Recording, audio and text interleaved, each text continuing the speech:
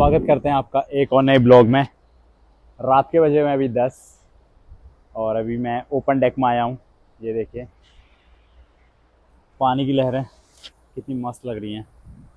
पूरा पानी को काटते हुए शिप आगे को जा रहा है। और आज मेरा शिप में लास्ट डे है। इस शिप में लास्ट डे है। पूरे 208 दिन बाद मैं आज नहीं, कल घर जाऊँगा। आज लास्ट है। कल तिरिस्ते इटली से मैं घर चला आऊँगा। इटली में शायद मेरा होटल स्टे है तिरिस्ते में। उसके नेक्स्ट डे मैं घर निकल जाऊंगा 208 दिन बाद, लगभग 6.5 महीने बाद। और ये पानी का व्यू बहुत मस्त लग रहा है। आज देखिए कितना मस्त लग रहा है शिप। ये देखिए इतनी बड़ी लहर क्यों आ रही पता है? शिप थोड़ा तेज चल रहा है अभी रात को। शिप की स्पीड अभी 22 नॉट्स है। थोड़ी 22 नॉट्स एक्चुअली तेज ही रहती है शिप के लिए। जो क्रूज शिप्स होते हैं, जैसे बड़े बड़े शिप्स हैं, इनकी स्पीड मैक्सिमम ये मान के चलिए आप, जैसे 35 नॉट्स इतनी होती है, इससे ऊपर नहीं होती है। तो अभी ये 22-23 की नॉट्स पे चल रहा है शिप। ये देखिए बहुत मस्त लग रहा है। देखिए हमारे बगल में एक और शिप जा रहा है।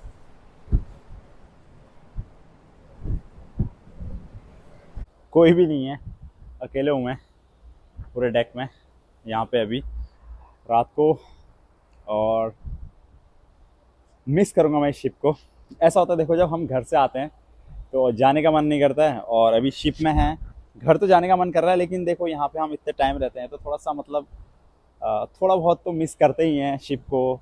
और स्टाफ जैसे किसी के साथ आपके यार दोस्त बन जाते हैं, ठीक है, अच्छी बातचीत हो जाती है, आप सेट हो जाते हो शिप में। तो घर जाने वक्त, वैसे घर जाने में तो अच्छी फीलिंग आती है, लेकिन थोड़ा सा ऐसा लगता है यार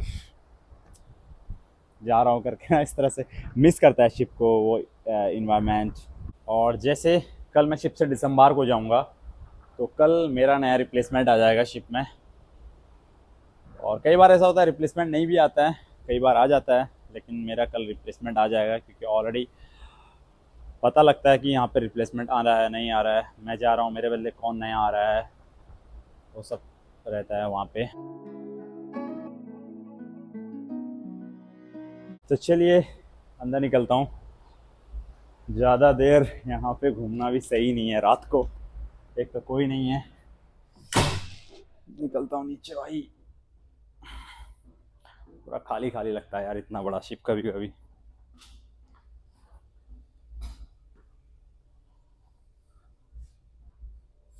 और अभी मैंने जाना है लगेज लेके अपना सिक्योरिटी चेक के लिए। सिक्योरिटी अब अपना जो लगा ज़्यादा बैग है तो एक दिन पहले चेक हो जाता है, तो वहाँ पे ड्रॉप कर देते हैं एक्सरे मशीन में। उसके बाद वो लगेज स्कैनिंग हो जाएगा, लगेज चेक हो जाता है, फिर सुबह सीधे पिकअप करके जा सकते हैं हम लोग। ये पूरा गैंग वे है अपना। यहाँ पे देखिए ऑलरेडी ये लगेज रखा हुआ है, मुझे भी अभी लगेज लेके यहाँ पे रखना होगा। तो उसके बाद ये इसके अंदर चला जाएगा, सुबह फोकलिफ्ट से सीधे बाहर चला जाएगा लगेज अपना क्रूज टर्मिनल पे। तो चलिए निकलता हूँ। और अभी आ चुका हूँ मैस में, एक कॉफ़ी पी लेता हूँ। वैसे रात को कॉफ़ी नहीं पीनी चाहिए, नींद तो नहीं आती है, लेकिन अभी टाइम है सोने में, वही 2-2:30 बजे सोऊंगा मैं। और ये देखिए पोर्ट हेल पीछे, पोर्ट होल से बाहर का नज़ारा दिखाता हूँ आपको मैं रात का। और कॉफ़ी मशीन है यहाँ पे, ये देखिए पानी दिख रहा है आपको नीचे।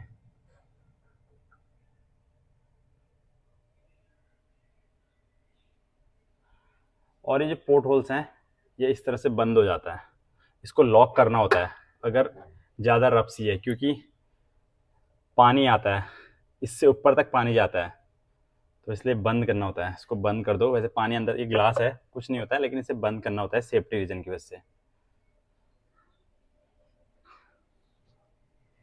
कॉफ़ी मशीन है यहाँ पे, ये रही कॉफ़ी बीन्स। कप नहीं है यहाँ पे, एक भी कप लाना पड़ेगा। ग्लास का पेन यहाँ पे रहेगा।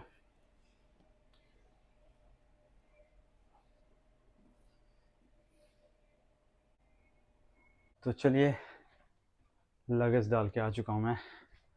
और ये बाहर से जो ट्रॉली दिख रही है आपको यहाँ पे, ये क्लीनिंग है, केबिन क्लीन करने के लिए आते हैं वो ट्रॉलीज़ हैं। आपको दिखा देता हूँ इसमें क्या होता है। जैसे जो शिप में हाउस कीपिंग होती है, जैसे एक केबिन है, वो बंदा आएगा आपके केबिन के अंदर, टावल्स, बेड शीट, ये सब चेंज करेगा। ये देखिए नीचे रखी हुई हैं, उसके लिए होता है। अभी मैं एक और मैस में आ गया हूँ, ये है ऑफिसर मैस, ये जो आपको दिख रहा है। और इसके अंदर भी दिखा देता हूँ, ये है पैंट्री, इसके अंदर बुफे लगेगा। छोटा सा है क्योंकि ज़्यादातर प्लेट्स अभी चलती है। इस तरह का है, देखिए। आज जैसे क्या क्या काम करने होते हैं, या आज या कल आप उसको कर सकते हैं। आपको डिस्चार्ज फॉर्म मिलता है, डिसम्बार्केशन फॉर्म मिलता है, वो आपको आपका क्रू पर्सन जो होता है वो देता है। तो जैसे ही वो फॉर्म आपके पास आ जाएगा, उसमें आपको जो मेडिकल आप ऑन बोर्ड लेके आते हैं, वो मेडिकल आपको वापस मिलेगा हॉस्पिटल से। जो डॉक्टर हैं या जो सेक्रेटरी है हॉस्पिटल का, वो आपको देगा, क्योंकि आपको मेडिकल वापस ले जाना होता है, 2 साल की वैलिडिटी होती है उसमें। तो वो मेडिकल आप अपने साथ वापस लेके जाएंगे। और बाकी जो आपके पास जो ऑन बोर्ड की थिंग्स हैं, वो आप वापस करोगे अपने एचओडी को। जैसे बहुत सारी चीज़ें हो सकती हैं, जैसे रेडियो है, टेलीफोन है, वॉकी टॉकी है, ये सारी चीज़ें। या फिर जिस भी डिपार्टमेंट में आप हैं, उस डिपार्टमेंट से जो भी चीज़ें हैं, वो चीज़ें आपने वापस करनी होंगी और हैंड ओवर देना होगा एक्चुअली। तो हैंड ओवर आप देंगे, उसके बाद उसमें भी सिग्नेचर हो जाएगा। आपके डिस्चार्ज फॉर्म में आपका कैप्टन का सिग्नेचर हो जाएगा। एचओडी जो है, एचओडी का सिग्नेचर होगा। सेफ्टी ऑफिसर होता है और उसका सिग्नेचर होगा। और किसी किसी शिप में 2 सेफ्टी ऑफिसर होते हैं। जैसे एक सेफ्टी ऑफिसर होता है एलएसए, एक सेफ्टी ऑफिसर होता है FF, safety officer fire fighting, and safety officer LSA, life saving appliances. जो सेफ्टी ऑफिसर एल, बट किसी शिप में एक ही सेफ्टी ऑफिसर होता है, किसी किसी शिप में आप देखेंगे 2 सेफ्टी ऑफिसर होंगे, safety officer LSA, safety officer fire fighting FF. तो जो फायर फाइटिंग है वो सिर्फ उसको चेक कर सकता है, वो उसको उसको रिपोर्ट करता है, जैसे फायरमैन हो गया, चीफ फायरमैन हो गया, वो सब सेफ्टी ऑफिसर एफएफ को रिपोर्ट करते हैं।